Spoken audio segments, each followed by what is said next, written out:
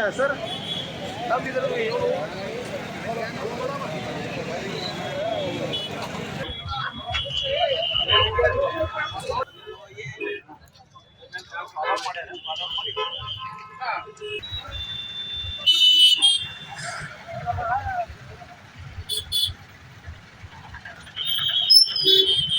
Bidar city SBI main branch ಎದುರುನೆ ಒಂದು robbery ನಮ್ಮ ಮರ್ಡರ್ ಆಗಿದೆ.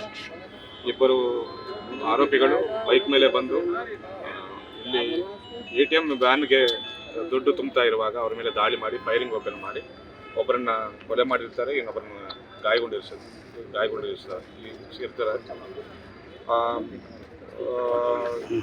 ವಿತ್ ಮನಿ ಒಂದು ಟ್ರಂಕ್ ಪೆಟ್ಟೆ ಸಮೇತ ಅವರು ಬೈಕ್ ಮೇಲೇ ಪರಾರಿ ಆಗಿರ್ತಾರೆ.